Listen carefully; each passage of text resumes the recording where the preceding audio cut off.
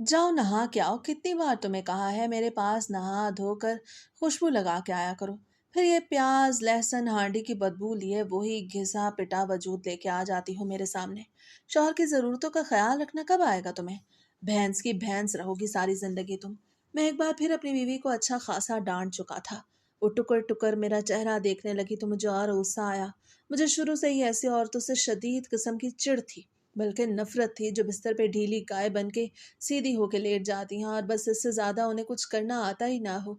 सारी मेहनत मुशक्कत बस शौहर ही करता रहे और वो बस चुपचाप लेट के सब कुछ खुद ही बर्दाश्त करती रहे, और जब शौहर को सुकून देने की बारी आए तो शर्मो हया आड़े आ जाए। मुझे शुरू से ही ऐसी औरतें कभी बीवी के रूप में नहीं चाहिए थी, लेकिन सारे अरमानों पे पानी तब फिरा जब नौरीन मेरी जिंदगी में आई। शादी को 5 साल हो चुके थे, लेकिन अभी तक मैं उसकी शर्मो हया खत्म नहीं कर पाया था। जब भी मेरे पास आती, सारे दिन की थकी हारी रोनी सूरत बना के आती। कभी उसके हाथों की हड्डियां दुख रही होती तो कभी पैरों में दर्द होता, कभी कमर दुख रही होती और यूं ही बहाने बनाती। अभी मैं ठीक से अपनी तस्कीन हासिल कर भी नहीं पाता था कि वो रोना धोना शुरू कर देती कि सारा दिन की थकन, झाड़ू पूंजा किया, घर की साफ सफाई की, अब मुझ में और जागने की हिम्मत नहीं है।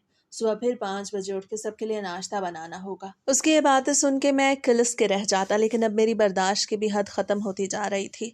मेरा ताल्लुक एक जॉइंट फैमिली से था। मैं अपने अब्बा की बनाई हुई किराना स्टोर चलाता था। गांव में सबसे बड़ा किराना स्टोर मेरा ही था। शुरू से ही मेरे अब्बा ने पक्के गाहक बना रखे थे। महीना शुरू होते ही आधा गांव तो हम पर से परचून का सारा सामान लेने आता था, और यूं हमारे घर के हालात भी काफी अच्छे थे। मुझसे छोटे मेरे 2 भाई थे। दोनों भाइयों ने ही अपनी मनपसंद लड़कियों से शादियां कर रखी थीं, लेकिन एक नंबर के निकट्ठू थे। 2 दिन नौकरी करने के बाद फिर से सब कुछ छोड़ छाड़ के बैठ जाते। वो सारा खर्चा मुझे घर का पूरा करना पड़ता। शुरू से ही अम्मा जान ने मेरे दिमाग में ये बात बिठा रखी थी कि तू ही इन सब का बाप है, बड़ा भाई बाप की जगह होता है, और अब तूने इन सब के खर्चे उठाने हैं। मेरी 3 बहनें थीं जिनको मैंने इज्जत के साथ रुखसत किया था, मगर चूंकि अम्मा जान की ख्वाहिश थी कि अपनी बेटियों को दूर दराज शहरों में शादी करके नहीं भेजना, बल्कि यहीं आस पास मोहल्ले में शादी हो जाए तो अच्छा है। कभी मैं उनकी तरफ चली जाऊंगी और कभी ये ना हो कि मैं मर जाऊं और मुझे आखिरी दीदार के लिए भी अपनी बेटियों की राह तकनी पड़े। यूं अम्मी की ऐसी बातें सुन के मैंने अपनी बहनों की शादी उसी मोहल्ले में ही कर दी थी। यूं आए रोज किसी न किसी बहन का दांथा बंधा रहता था। सबकी शादियां करते कराते मेरे अपने जज्बात तो जैसे मर ही चुके थे। और फिर मेरी बीवी, जिसे अम्मा खानदान से ही ढूंढ के शादी करके लाई थी, सबसे बड़ा सितम तो मुझ पे ये हुआ था। जब मेरी माँ ने मेरी शादी करने का सोचा, तब तक मैं तीनों छोटी बहनों की शादी कर चुका था। अब दोनों भाइयों की बारी थी, जो अपनी अपनी मर्जी की लड़कियों से शादी करने के लिए मरे जा रहे थे, और मैं जो हर रात बिस्तर पे लेटता तो अपनी थकन मिटाने के लिए मुझे अपनी बीवी चाहिए होती थी कि बस किसी तरह अम्मा मेरी शादी करवा दे। मेरी बीवी मेरे कमरे में मेरे बिस्तर पे मौजूद हो और मैं उस पे अपनी उल्फत लुटा के अपने आप को थोड़ा ठंडा कर सकूं, लेकिन ऐसा कुछ भी मौजूद नहीं होता था। हर रात मेरी बेचैनी से गुजरने लगी थी। मैं इंतहाई शरीफ किस्म का मर्द था। बाहर लड़कियों पे नजर तानता या मुंह मारना मेरी आदत नहीं थी, लेकिन अब धीरे धीरे जज्बात इतने बढ़ने लगे थे कि दुकान पे जब बैठा होता तो छुट्टी के वक्त पास ही एक स्कूल था। छुट्टी होते ही लड़कियां मेरी दुकान के पास से गुजरती थीं। कुछ तो रुक के चीज भी लेने लगती थीं। एक बार मेरी नजर एक टीचर पे पड़ी, जो कि स्कूल में पढ़ाने के लिए आई थी। चूंकि प्राइवेट स्कूल था, इसलिए वो टीचर भी ज्यादा उम्र की नहीं थी। मासूम सी बच्ची ही लगती थी। मेरी कैंटीन पे मुझसे कुछ चीज खरीदने आई तो पहली बार मेरी नजर उसके वजूद पे पड़ी। शायद कुछ ज्यादा मॉडर्न थी, इसलिए ना दुपट्टा कर रखा था, ना ही अबाया पहन रखा था। एक छोटी सी चोटी थी जो उसने अपने गले में डाल रखी थी। बाल ऊंची सी पोनी में बांध रखे थे। बड़ी बड़ी गहरी आंखें। वो इतनी खूबसूरत थी कि वाकई हर मर्द की नजर उस पर टिक सकती थी। वो बिल्कुल मेरी दुकान की रेलिंग के साथ लग के खड़ी थी। बेसाख्ता मेरी नजरें उसके नुमाया होते वजूद पे ठहर सी गईं। पता नहीं वो सिर्फ मेरी नजर का धोखा था या फिर कुछ और, लेकिन वो जानबूझ के अपने नुमाया होते वजूद को रेलिंग के साथ भींचने में लगी हुई थी, और ये मंजर किसी भी मर्द के लिए देखना कोई आम बात नहीं थी।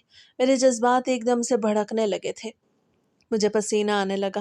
मेरे चेहरे से पसीना बह के मेरी गर्दन तक जा रहा था, और मैं कपकपाते हाथों से उस लड़की को उसका कहा चिप्स और चॉकलेट्स दे रहा था। फिर जब उसने मुझे पैसे पकड़ाए तो ना चाहते हुए मेरी उंगलियां उसकी उंगलियों से मस हो चुकी थी। एक अजीब सी सरशारी का एहसास मेरे पूरे वजूद में घुल सा गया था। और फिर जो मेरी दुकान तक आने में 6 जीने बने हुए थे, वो उछल के वहां से उतर के जा चुकी थी। ये मंजर देखकर मेरे पूरे वजूद में करंट सा दौड़ चुका था। मैं कितनी ही देर उस लड़की को जाते हुए देखता रहा। उसके सडोल वजूद के नुमाया खतोखाल मेरे दिल में अजीब सी बेचैनी पैदा कर चुके थे।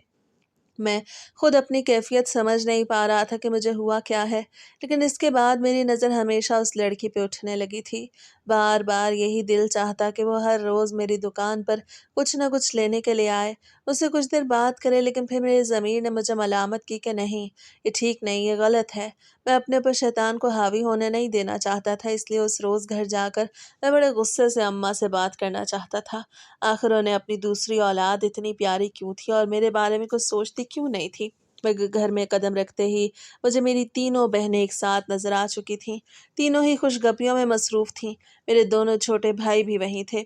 एक तो गर्मी का मौसम था, इतनी शदीद गर्मी में मैं बाहर से तप के आ रहा था और ये लोग सभी एसी चला के बैठे हुए थे। मेरा तो दिमाग ही घूम चुका था। मुझे गुस्से में तपा हुआ देखकर और खाली हाथ देख के अम्मा कहने लगी, बेटा, खाली हाथ आए हो? तुम्हें पता नहीं था कि आज इन्होंने आना है? इनके लिए खाने को कुछ ले आते। मैं गुस्से से तन्ना के कहने लगा, क्यों, ये दोनों छोटे आपके पास बैठे थे, इनको कह देती, ये बाहर से ले आते। हर काम मैंने ही करना होता है क्या? सारा दिन मैं वहां दुकान पे बैठ के ग्राहकों को देखता रहूं, सौदा सेल्फ तोल के देता रहूं और घर आऊं तो फिर आप लोगों की फरमाइशें शुरू हो जाती हैं। मैं गुस्से से अपने कमरे में जा बैठा था और पीछे सब खामोशी में डूब चुके थे। तभी मेरी बड़ी बहन कहने लगी कि देखो अम्मा, भाई का रवैया बदल चुका है। हम तो इसकी शादी की बात करने के लिए आए थे, लेकिन ये जी अभी से हमें तंग आ चुका है। सोचो इसकी बीवी आ गई तो फिर क्या होगा? बीवी आते ही ये तो और बदल जाएगा और शायद फिर हमेशा हमेशा के लिए इस घर के दरवाजे हमारे लिए बंद हो जाएं।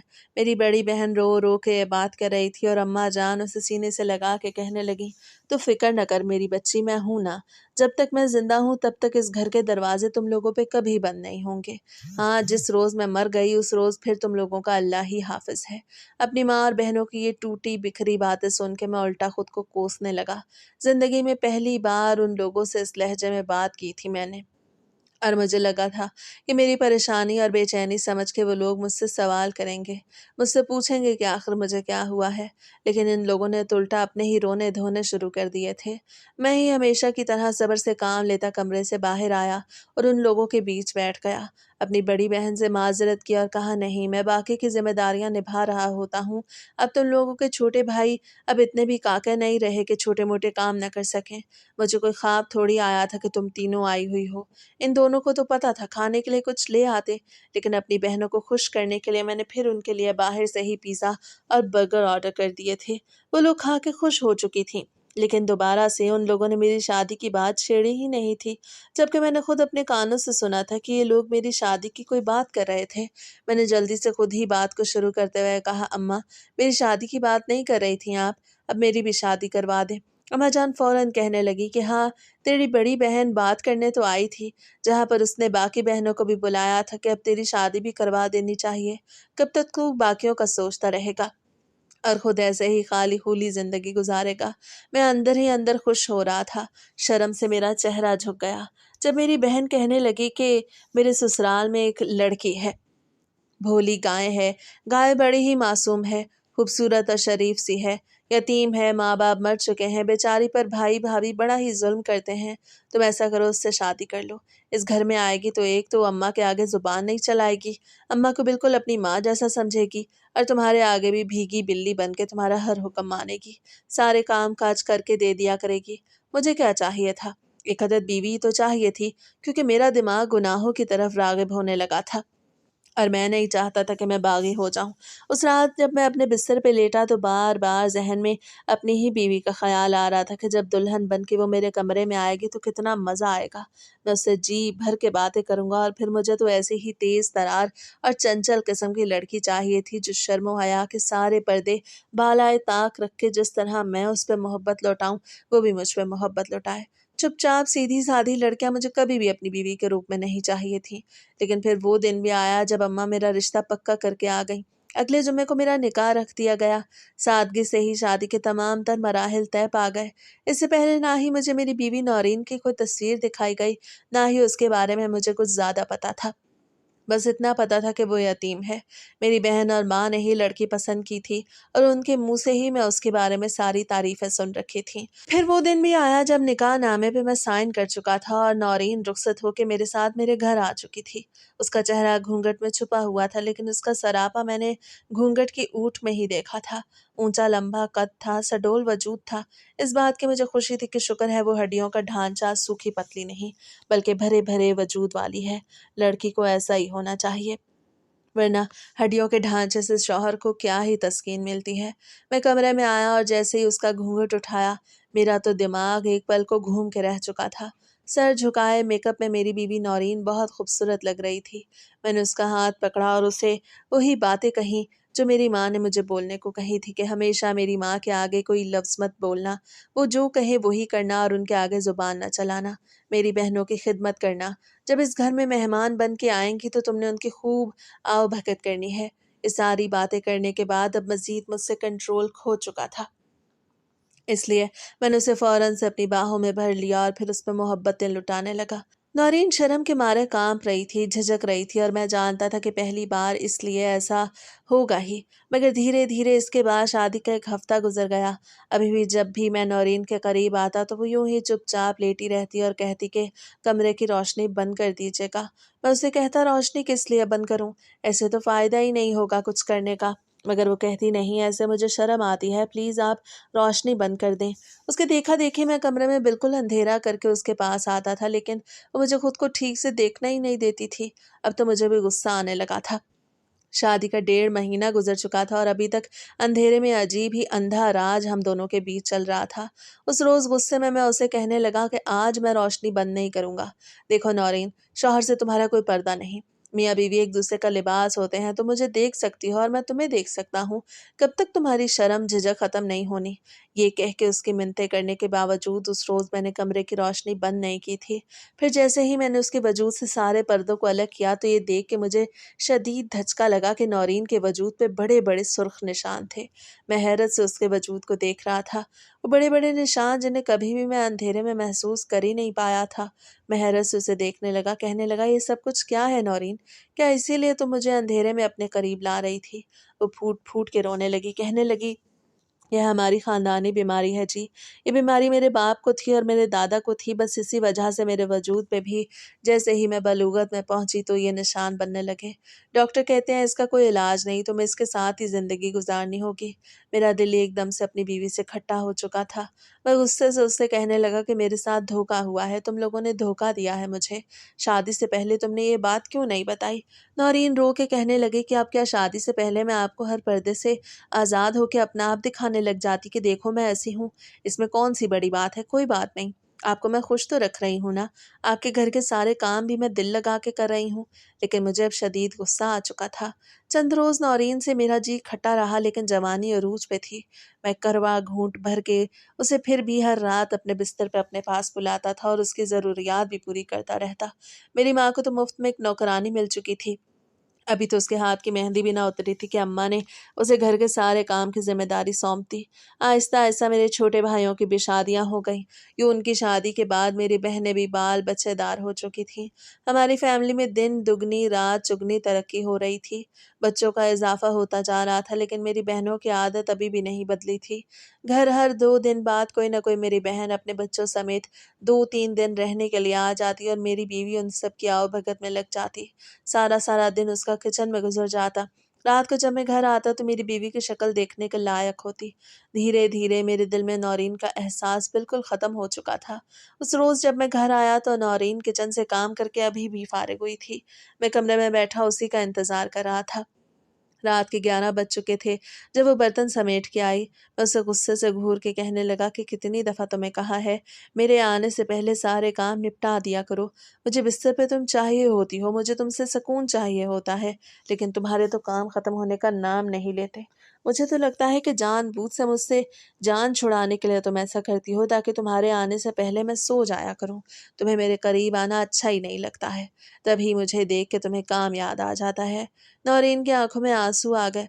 कहने लगी, नहीं ऐसी बात नहीं, सारा दिन मैं काम करते हुए गुजर जाता है, मेरे हाथों की हड्डियां तक दुखने लग गई हैं, पाँव खड़े रह रह के सूज गए हैं, आपको जो करना है कर ले, मैं बिल्कुल तैयार हूँ। वो जल्दी से बिस्तर पे आके बैठी थी, मगर उसके बिखरे बाल, आंखों के नीचे पड़े हुए हल्के फिर पसीने से शराबूर चिमटे कपड़े देख के मुझे शदीद कराहत महसूस होने लगी थी। मैं इंतहाई सफाई पसंद और साफ सुथरा इंसान था, खुद भी हर वक्त तैयार रहता था और यही चाहता था कि मेरी बीवी भी हर वक्त तैयार रहे, उसका वजूद हर वक्त खुशबू से महकता रहे। लेकिन यहाँ खुशबू के नाम पर सिर्फ लहसुन प्याज और हांडी की बदबू ही थी, जो हर वक्त मेरी बीवी के वजूद से उठती रहती। मैं गुस्से से उस पर फट पड़ा, कहने लगा, निकलो इस बिस्तर से गंदी कहीं की, जाके नहा धो के खुद को साफ सुथरा करो, खुशबू लगाओ, इस गंदे वजूद से मुझे उलझन हो रही है, मोहब्बत तो नहीं। वो फौरन से नहा धो के तो आ चुकी थी, लेकिन मुझे अब उससे पहले वाले एहसासात खत्म हो रहे थे। मेरा दिल अब उससे भर चुका था। कुछ अम्मा भी बस हर वक्त उसे काम में ही लगा के रखती थीं, और वो भी खुद को इस घर की नौकरानी बना चुकी थी।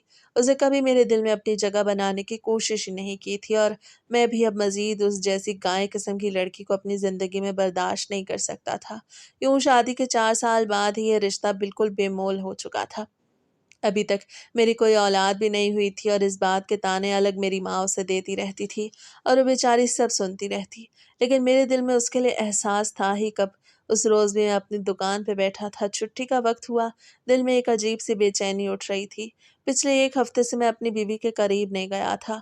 वजह थी तो सिर्फ और सिर्फ उसकी रोनी सूरत, हर वक्त रोनी रोती रहती थी, दर्द के, बीमारी के, और मैं उसे कोई ना कोई दवा ला के दे देता कि ये खा लो, शायद ठीक हो जाओगी।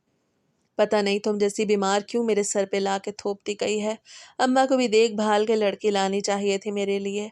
तुम जैसी को पता नहीं किस जुर्म की सज़ा के तौर पे मेरे सर पे मुसल्लत कर दिया गया। वो चुपचाप मेरी हर बात सुन लेती। यूं 7 दिन से मेरे जज्बात काफ़ी भड़के हुए थे। जब एक स्कूल की बच्ची मेरी दुकान पे आई, आज तो मेरे अंदर शैतान इतना हावी हो चुका था कि मैं अच्छे भले की तमीज़ भूल चुका था। वो बच्ची हमारे मोहल्ले के चौधरी की नवासी थी। चौधरी जितना अमीर कबीर था उतना ही मॉडर्न था। उसे अपने घर की औरतों को कुछ ज़्यादा ही आज़ादी दे रखी थी, और ये उस बच्चे के वजूद को देख के अंदाज़ा हो रहा था, जो इतनी बड़ी हो चुकी थी। 9वीं जमात में पढ़ रही थी, लेकिन दुपट्टे का नामो निशान नहीं था। एक छोटी सी पट्टी थी जो अपने सीने पर ढलका रखी थी। वो अच्छी खासी मोटी सेहतमंद लड़की थी, और ऐसे में उसने जो यूनिफॉर्म पहन रखा था वो भी उसके वजूद के साथ चिपका हुआ था। पहली बार उसे देख के मेरे दिल में अजीबो गरीब सी ख्वाहिशात जन्म लेने लगीं। मैं उसे बड़े गौर से देखने लगा, और फिर मेरी नज़रें खुद ब खुद ही मखसूस हिस्सों की तरफ उठने लगीं। मैं खुद को बहुत रोकना चाहता था, लेकिन रोक नहीं पा रहा था। उस बच्ची के साथ मैंने काफ़ी अच्छे से बात की। मैं मुस्कुरा के कहने लगा, बेटा बहुत कम नज़र आती हो तुम, रोज़ मेरी दुकान पर चीज़ लेने आ जाया करो, मैं तुम्हें एक चॉकलेट फ्री में गिफ्ट किया करूँगा। वो बच्ची चॉकलेट की शौकीन थी। फ़ौरन से हंस के कहने लगी, सच्ची अंकल? मैंने कहा, हाँ सच्ची, तुम बहुत अच्छी बच्ची हो, बहुत प्यारी हो। तुम जैसी प्यारी बच्चियों को तो मैं मुफ्त में रोज़ चॉकलेट दूँ तो भी कम है। वो खुश हो चुकी थी। इसके बाद वो अक्सर मेरी दुकान पे आने लगी। लेकिन जब वो मेरी दुकान पे चीज़ लेने आती थी, तब गली में काफ़ी रश होता था। बच्चे, टीचर्स आ जा रहे होते थे, और बाकी भी इक्का दुक्का गाहक दुकान पे खड़े होते थे। इसलिए मैं उस बच्ची से कुछ ज़्यादा बात नहीं कर पाता था। लेकिन अब मेरा ध्यान स्कूल से आने वाली उन लड़कियों पर जैसे ठहर सा चुका था। उस रात भी मेरे जज्बात काफ़ी भड़क चुके थे। बार बार मेरी नज़रों के सामने चौधरी की वही नवासी आ रही थी जिसे मैं देख के आया था। मेरे अंदर सरशारी इस कदर बढ़ चुकी थी कि आधी रात को मेरे जज्बात कंट्रोल में होना नामुमकिन से हो गए। बार बार मेरा ज़मीर मुझे झंझोड़ के कह रहा था कि मैं जो कुछ कर रहा हूँ वो गलत है, ऐसा नहीं होना चाहिए, लेकिन शैतान हावी हो चुका था। मैंने अपनी सोई हुई बीवी को फ़ौरन से दबोच के अपनी जानिब किया। वो भी घबरा चुकी थी, कहने लगी, क्या हो गया ज़मान, सब ठीक तो है? मगर मैं बगैर उसकी बात का जवाब दिए उस पर शिद्दतें लुटाने लगा था। नौरीन घबरा चुकी थी, क्योंकि इससे पहले मैं उस पर जनूनी तौर पर इस कदर शिद्दत से हावी नहीं हुआ था। शादी को इतने साल हो चुके थे, लेकिन आज पहली बार मैं उस पर बड़ी शिद्दत से पूरे दिल के साथ हावी हो गया।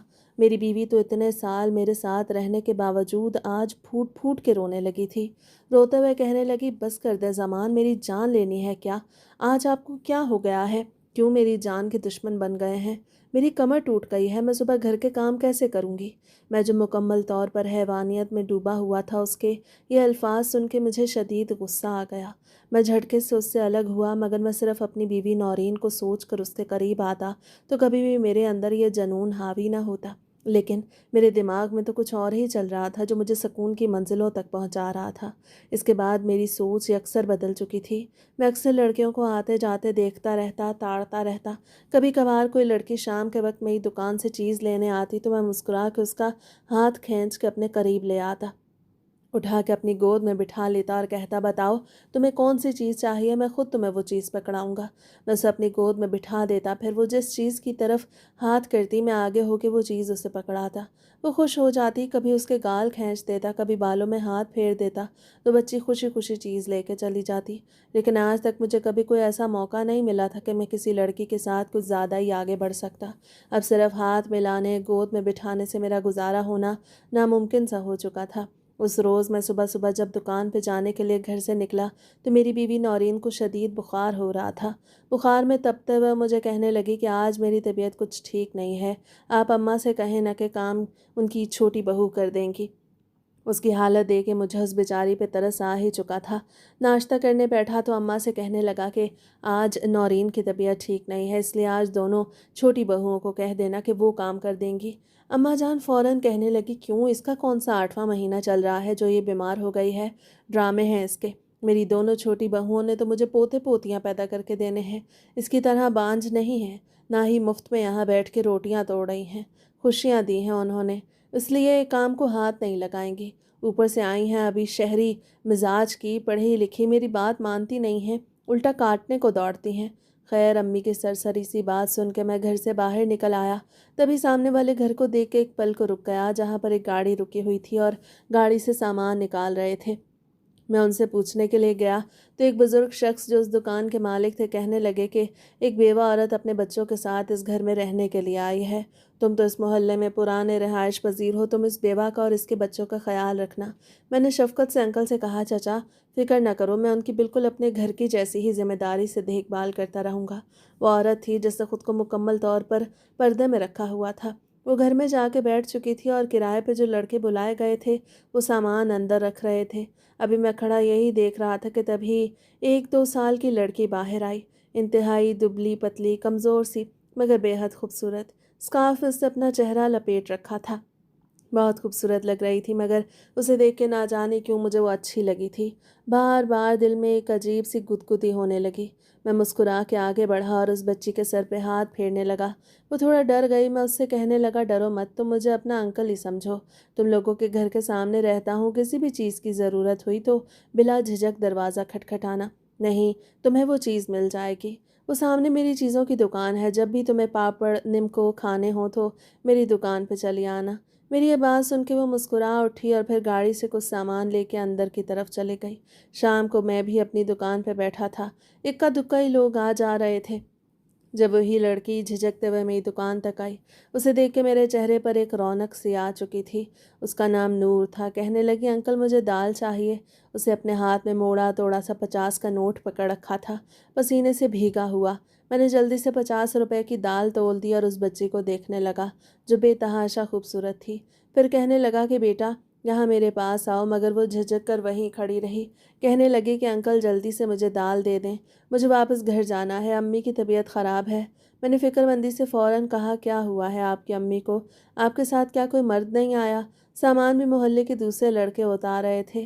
वो लड़की झिझकते हुए कहने लगी, नहीं, मेरे अब्बा की वफ़ात हो गई है, मैं और मेरी अम्मी रहते हैं। ये कह के वो जल्दी से दाल का शॉपर मेरे हाथ से पकड़ के भाग चुकी थी। लेकिन वो लड़की मेरे दिलो दिमाग पर अजीब ही घर कर चुकी थी। अगले रोज़ एक बार फिर वो मेरी दुकान से चीज़ लेने आई तो मैंने फिर से उसे रोक लिया, अपने पास बुलाया। जब वो निम्को लेने लगी तो मैंने उसे एक चिप्स का पैकेट फ्री में पकड़ाया था। वो फ़ौरन कहने लगी कि नहीं अंकल, मुझे नहीं चाहिए। जितने पैसे मैंने आपको दिए हैं आप मुझे उतने की चीज़ दें। अम्मी कहती हैं किसी भी शख्स से मुफ्त में कुछ भी नहीं लेके खाते। मैं उसकी बात सुन के थोड़ा हैरान हुआ था, क्योंकि वो लड़की जितनी मासूम लगती थी उतनी ही चालाक सी भी थी। मैं जल्दी से कहने लगा कि बेटा मैं तो तुम्हारा अंकल हूँ, क्यों गैर थोड़ी हूँ। तुम तो अच्छी बच्ची हो, दूसरा मेरे घर के सामने तुम्हारा घर है, फिक्र मत करो, तुम्हारी अम्मी कुछ नहीं कहेंगी। شام کو میں اپनी بیوی کو تمہارے گھر بھیجوں گا، تم بھی ہمارے گھر آیا کرو۔ وہ ہچکچا کے مسکرا دی اور میرے اندر کا شیطان فوراً سے کھڑا ہو چکا تھا۔ جلدی سے اس نے مجھ سے چیز پکڑی، جیسے ہی پلٹنے لگی تو میں نے اس کا ہاتھ پکڑ لیا۔ اس کے چہرے کا رنگ اڑ گیا۔ اسے فوراً اپنی طرف کھینچ کے کہنے لگا کہ بیٹا اپنے پیسے تو واپس لیتی جاؤ، پھر کہو گے انکل میرے پیسے کھا گئے۔ میں نے اسے پیسے واپس کیے تھے اور پھر اس کے بعد تو میرا دماغ اسی لڑکی پہ اٹک چکا تھا۔ اس کے گھر میں کوئی بھی نہیں تھا، دونوں ماں بیٹی اکیلی رہتی تھیں۔ گزشتہ جس کرائے کے مکان میں رہتی تھیں وہاں کا مالک مکان انہیں بہت تنگ کرتا تھا، بار بار اس کی ماں کو خود سے شادی کرنے کو کہتا اور پھر جان بوجھ کے یہ الزام لگا دیا کہ یہ عورت میرے گھر کا سامان بیچ رہی ہے۔ یوں جب مالک مکان نے ان دونوں ماں بیٹی کا جینا وہاں پہ حرام کر دیا تو مجبوراً وہ یہ گھر چھوڑ کے وہاں سے چلی آئی تھیں۔ یہ ساری باتیں اس نے میری اماں جان کو اور میری بیوی نورین کو بتائی تھیں۔ جب شام کو ہم ان سے ملاقات کرنے کے لیے گئے تھے، میں تو اندر ہی اندر خوش ہو رہا تھا۔ مجھے اپنے راستے ہموار ہوتے دکھائی دے رہے تھے۔ مجھے میری بیوی میں تو ویسے بھی کچھ دلچسپی نہیں رہی تھی اور میرا سارا دھیان اب نور کی طرف ہی تھا کہ بس کسی طرح کوئی موقع ہو اور میں اس کو اپنے ساتھ اٹیچ کر لوں، اس کے ساتھ دوستی کر لوں، یوں شور شرابہ بھی کم ہوگا اور میرا مطلب بھی پورا ہو جائے گا۔ اس صبح جب میں اٹھا تو گھر میں شدید شور مچا ہوا تھا۔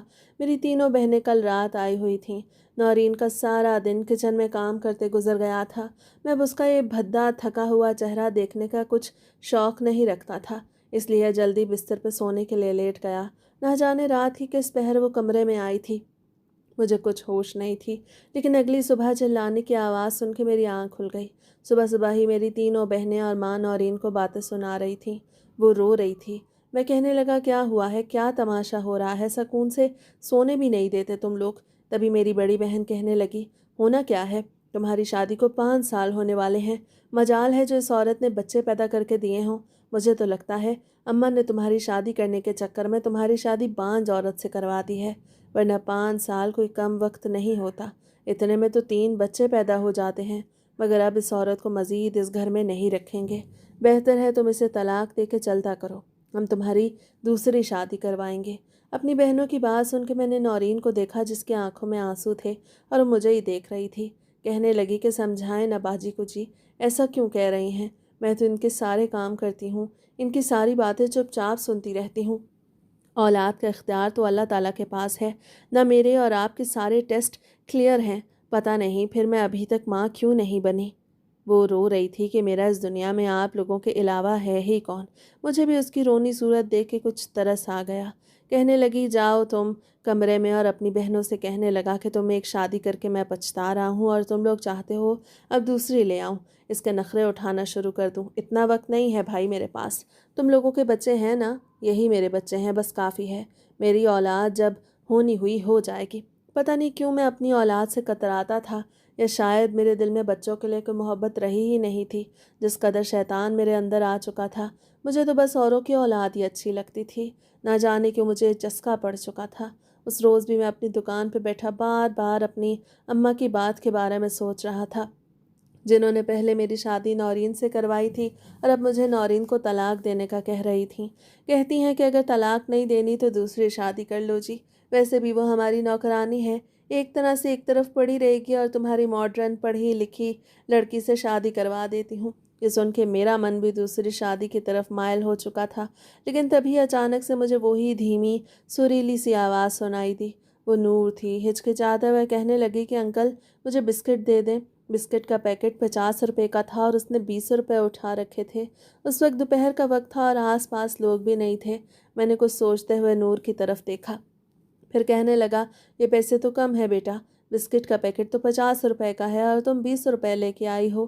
وہ ہڑبڑا سی گئی، اس کا چہرہ مجھے کافی زرد لگ رہا تھا، شاید وہ بھوکی تھی۔ فوراً کہنے لگی انکل آپ ہی 20 روپے رکھ کے مجھے بسکٹ دے دیں کھانے کے لیے، میں آپ کو باقی پیسے شام کو لا دوں گی جب اماں کپڑی سلائی کریں گی، جیسے ہی سلائی کے پیسے ملیں گے میں آپ کو 30 روپے دے دوں گی، مجھے بہت بھوک لگی ہے۔ شاید وہ بھوکی تھی اس لیے منتیں کر رہی تھی، لیکن تبھی میرے اندر کا شیطان فوراً سے کہانیاں بنانے لگا۔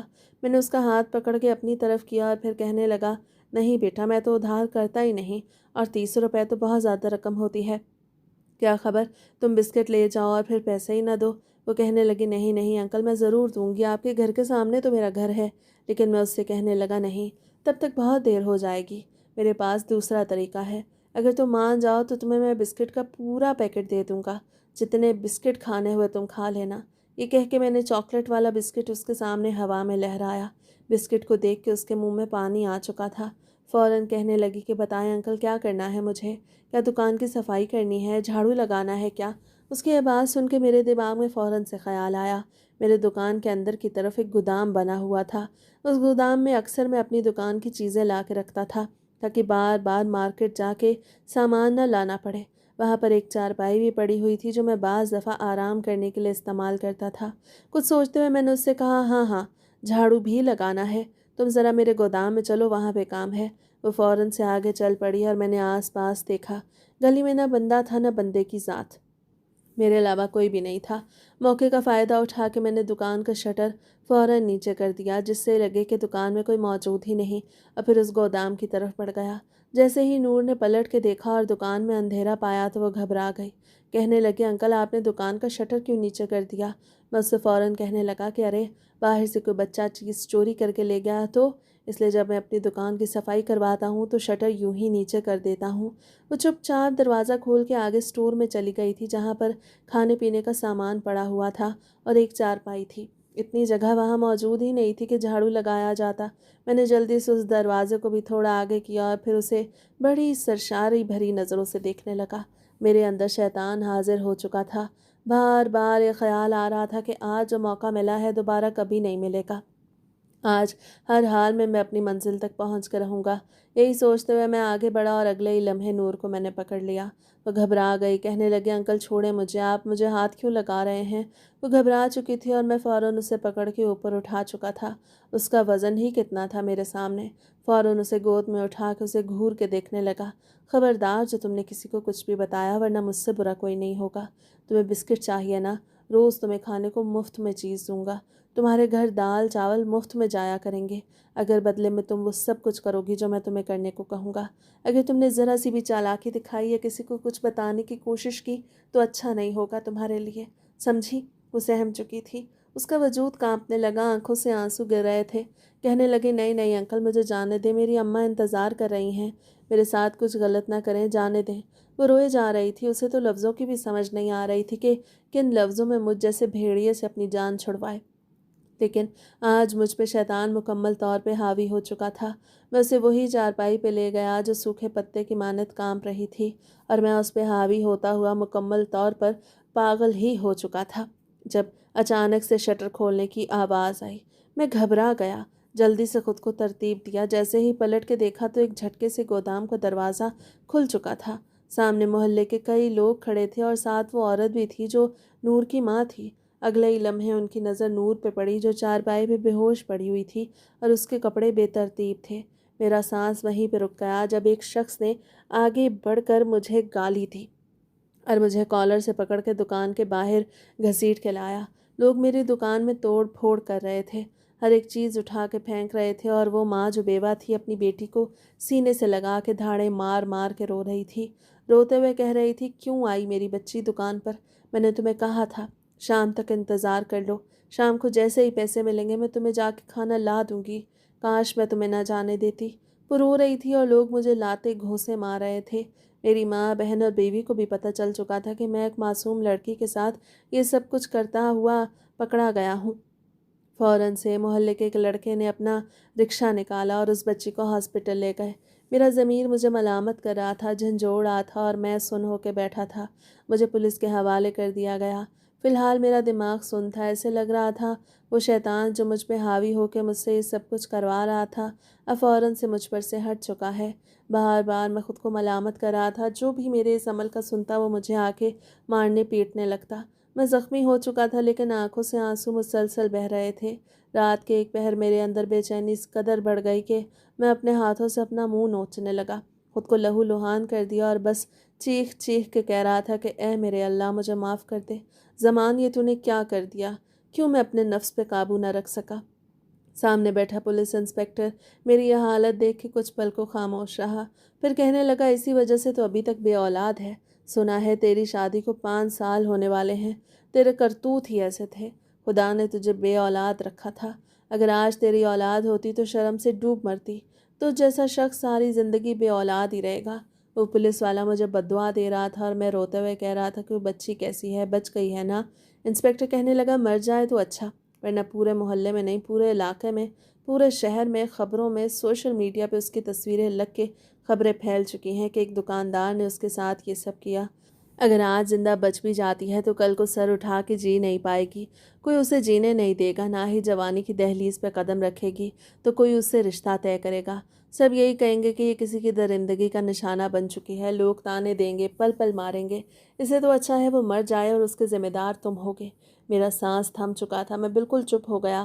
میری ماں مجھ سے ملنے آتی رہتی تھی، میرے بھائی بھی۔ یوں جب 6 مہینے گزرے تو میں قید سے آزاد ہو گیا، کیونکہ لوگ اب واپس سے اپنی اپنی زندگیوں میں مصروف ہو چکے تھے۔ سب بھول چکے تھے کہ میں نے کسی نور کے ساتھ یہ سب کچھ کیا تھا۔ میں بہت بدل چکا تھا، میں نے اپنے گناہ کی معافی مانگ لی تھی، اور ایسے میں پولیس والوں نے 5 لاکھ میرے بھائیوں سے مانگے تھے، جسے دیکھ کے وہ لوگ مجھے باعزت بری کروا کے لے گئے۔ گھر پہنچا تو میری بھابیاں، میری بہنیں مجھ سے منہ چھپاتی پھر رہی تھیں۔ ایک میری ماں تھی جو مجھے سینے سے لگا کے بیٹھی تھی، مجھے بار بار تسلیاں دے رہی تھی، جبکہ نورین، اس کے بارے میں پوچھا تو اماں کہنے لگی کہ وہ تو تجھے چھوڑ کے کب کی جا چکی، اب تک ہماری دی تکلیفیں برداشت کرتی رہی، لیکن تمہاری غلط حرکت کو دیکھنے کے بعد وہ یہاں نہ رکی بلکہ واپس چلی گئی۔ جیسے تیسے اپنی بیوی کو منا کے واپس لایا تھا۔ وہ آ چکی تھی واپس، لیکن اب پہلے جیسی چپ چاپ رہنے والی نہیں رہی تھی۔ میں نے اسے اس گھر میں اس کا مقام دلوایا تھا، میں بس ہر طرح سے اپنے گھر والوں کی نظر میں اپنا آپ ٹھیک کرنا چاہتا تھا۔ مسجد میں جاتا، نماز بھی پڑھتا، میری ہمت نہیں ہوتی تھی کہ سر اٹھا کے سامنے اس گھر کے دروازے کو بھی دیکھوں جس میں کبھی نور رہتی تھی۔ ایک رات جھجکتے ہوئے میں نے اپنی ماں سے اس بچی کے بارے میں پوچھا کہ میں اس سے مل کے اس سے معافی مانگنا چاہتا ہوں، تو میری ماں کی آنکھوں میں آنسو آ گئے۔ کہنے لگی کہ وہ بچی 3 دن ہسپتال میں تڑپتی رہی اور پھر فوت ہو گئی۔ اس کی ماں پاگل ہو گئی، پاگل خانے میں اس کا علاج چل رہا ہے۔ میرا سانس رکنے لگا، مجھے لگا شاید مجھے بھی مر ہی جانا چاہیے تھا، لیکن شاید مجھے ابھی اور بھی اذیتیں دیکھنی تھیں۔ اتنے عرصے بعد میری بیوی پریگننٹ ہوئی، اور جانتے ہیں مجھے پہلی اولاد جڑواں بیٹیاں نصیب ہوئی ہیں۔ اتنی دیر میں اپنی بچیوں کو دیکھتا رہا، میرا وجود کانپ رہا تھا، میں انہیں اپنی گود میں نہیں اٹھا پا رہا تھا۔ اس روز میں ہسپتال کی راہداری میں سجدے میں گر کے روتا رہا کہ میرے اللہ، میرے گناہ کا بدلہ کبھی میری بچیوں کے سامنے مت لانا۔ آج مجھے احساس ہو رہا تھا کہ اگر میری بیٹیوں کا سامنا مجھ جیسے کسی مرد سے زندگی کے کسی بھی موڑ پہ ہو گیا تو وہ ان کا کیا حال کرے گا۔ مجھے خوف آتا ہے اگر میرا کیا کبھی میری بچیوں کے سامنے آ گیا تو۔ ہر رات میں رو رو کے اپنے اللہ سے معافی مانگتا ہوں، نور سے معافی مانگتا ہوں، پتہ نہیں وہ مجھے معاف کرے گی یا نہیں۔ اپنی بچیوں کا چہرہ دیکھتا ہوں تو کلیجہ پھٹتا ہے۔ میری دونوں جڑواں بچیوں کو دیکھ کے محلے کی عورت جھولی اٹھا کے مجھے بددعا دے کے گئی تھی کہ جیسے تو نے کسی کی بچی کے ساتھ کیا، تیرے ساتھ بھی وہی کچھ ہوگا۔ تو نے جو ایک بے سہارا بچی کی زندگی برباد کی، اسے موت کے گھاٹ اتارا، اور میں دن بدن گھلتا جا رہا ہوں۔ دماغ میں شدید درد ہوتا ہے، ایسے لگتا ہے کسی دن میرے دماغ کی نسیں پھٹ جائیں گی اور میری بچیاں جو یتیم ہو جائیں گی، یعنی نور کی طرح یتیم ہو جائیں گی۔ مجھے لگتا ہے ایک روز میں اپنی ہی سوچوں میں مارا جاؤں گا، مگر اپنی بچیوں کو دیکھ کے ہر بار مجھے نور کا معصوم چہرہ یاد آتا ہے۔